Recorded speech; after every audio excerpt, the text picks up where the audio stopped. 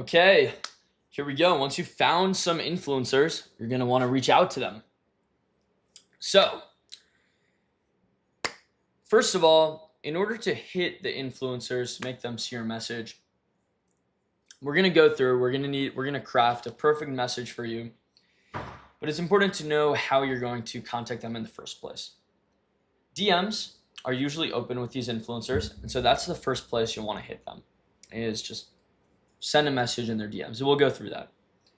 And then also, you'll want to find their email. This is often going to be in their bio, but if not, you'll want to look it up on Google. So like the more places you hit them, the better. Generally, we will train our team to only hit them on DMs and emails.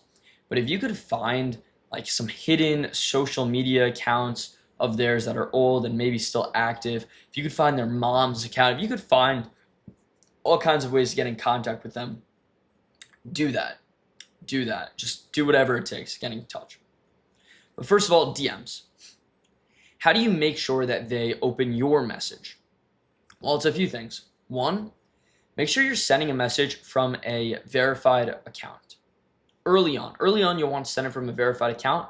Once your brand is popular, send it from your brand account. If you're sending DMs from a brand account with like 20 followers early on, you're like, hey, I'm looking for you to do a paid promo with my app. They're going to be like, what the fuck? This is probably some scam. I'm not doing it. So you'll have a much lower response rate. You won't have a 0 response rate, but it will be much lower.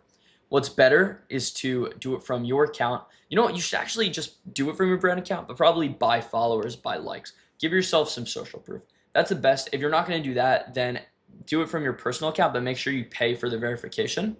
There are a lot of influencers who only open DMs from people that are verified. So that is important.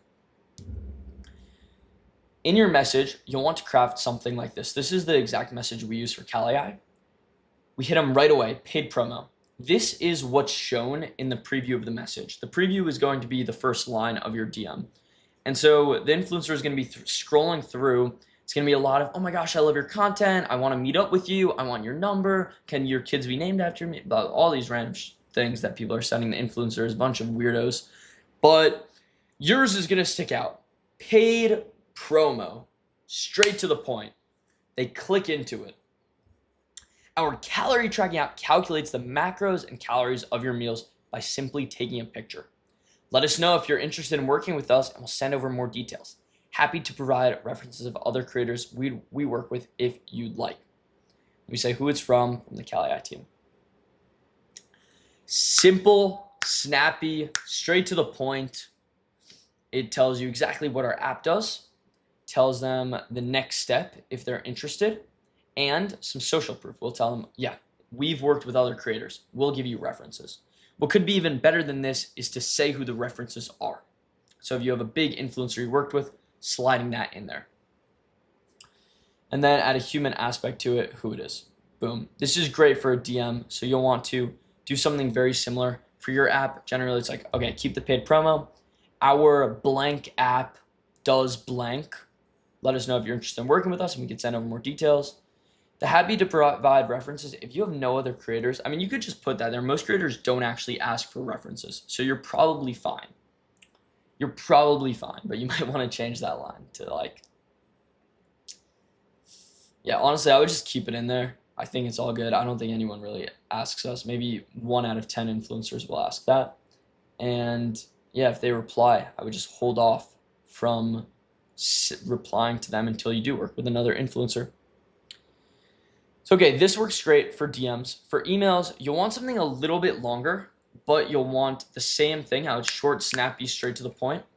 So the subject line, that is extremely important for emails, and you'll want basically the same thing, paid promo in the subject. For us, we do paid promo with CalAI. That's the subject line. And then it's like this, but a little bit longer, just because emails, people are used to a little bit longer messages. It's maybe adding in like, hi, we love your content and think it would be a great fit for our app, period. And then it just goes into this exact same thing. So, okay, you don't want to necessarily just send this to anyone. you really only want to work with, at least early on, and really anytime you're working with influencers, you want to see at least 50K views on TikToks or Instagram Reels on average. That's very important. If they're getting views that are all over the place, where it's sometimes a few hundred views, sometimes a few thousand views, and then sometimes a few million views, because there are accounts that do that, where it's like a thousand million, thousand, 5,000 million. And you don't want an account like that. You want an account where it's very consistent, because if it's consistent, you can easily predict how many views your video will get in advance. And if you can predict in advance how many views your video is going to get, that means that you can figure out a price that will be profitable for you. This is where most brands go wrong, is that they think influencer marketing can't be profitable. It can be. You just have to look for specific accounts and then refine your formula for how much you're offering to them. And that's something we'll get into in the next sections. Connor will actually take over from there and talk about the negotiations. But okay, let's keep going with this. You definitely want to see a consistent posting schedule. And by the way, not all of these do you need to be always checking before sending the DM. It's a lot easier just to spam off DMs and then after they reply, assess if they qualify or not. So yeah, so that is what I would do. A huge one is the comment section. As we discussed before, views by themselves are meaningless.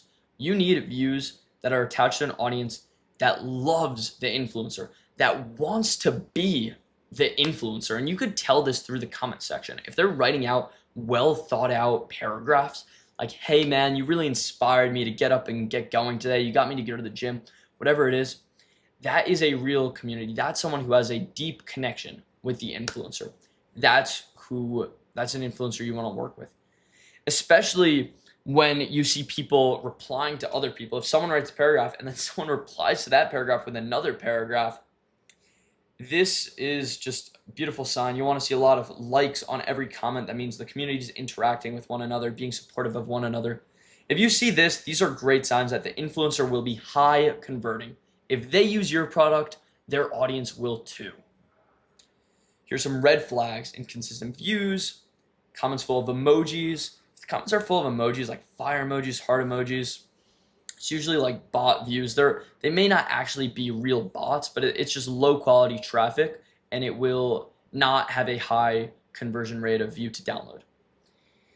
One word reply is also bad, and scattered posting schedules. If there's like a post, if it's very random, then it's often because the creator is deleting the posts that didn't do well.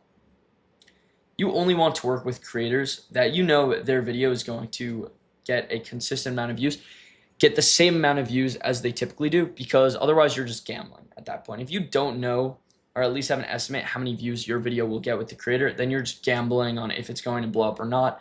And we don't gamble here, we run real businesses. Remember, followers don't matter, only views and engagement do. Okay, so with this being said, we're going to move on to how to actually negotiate with an influencer, and Connor will take it from here. Last thing that's super important for outreach is setting expectations straight. You are not going to get a reply to your first DM. You will probably not get a reply to your first 50 DMs. In fact, it's probably going to take you sending hundreds to get one reply. This is in DMs, by the way. And it is a snowball effect. Once you get one DM, once influencers see you start using, so once influencers see other influencers start promoting your app, it gives you some brand authority, some social proof. And so if they see your brand DMing them, they're more likely to open the message. They're more likely to respond. But it really is a numbers game. Email, you'll get a slightly higher response rate. There's a trade-off I'm about to say. For email, it's like 1 in 10 emails the creator will reply to. At least, like early on, probably less. Early on, 1 in 20, 1 in 30. But it will eventually get to 1 in 10 once you have enough brand authority. But in terms of DMs, that's like 1 in a couple hundred if you're lucky early on. And it is important to keep in mind these two things. One, DMs are very good for getting in touch directly with the creator. If you're DMing them, it's likely that they don't have a manager on the account, and therefore you're more likely to get better rates, better promo rates, better prices. Whereas if you email them, usually the influencers that have emails in their bios, they're trying to get brand deals, meaning that they potentially have a manager. Most of the time they do if you reach out through an email that's in their bio. And these managers take a cut. So naturally, and they're also negotiating on behalf of the influencer. So naturally the prices are going to rise. Another important thing to mention is that, and this is something that Connor's going to go more into in the next section with negotiations, but minimum view guarantees, which is something he's going to define, managers are a lot less likely to accept a minimum view guarantee. So if you're working directly with the influencer, usually better, but a lot harder to get in touch. Messaging through email, you'll get a higher response rate, but usually worse prices. I'd recommend you do both.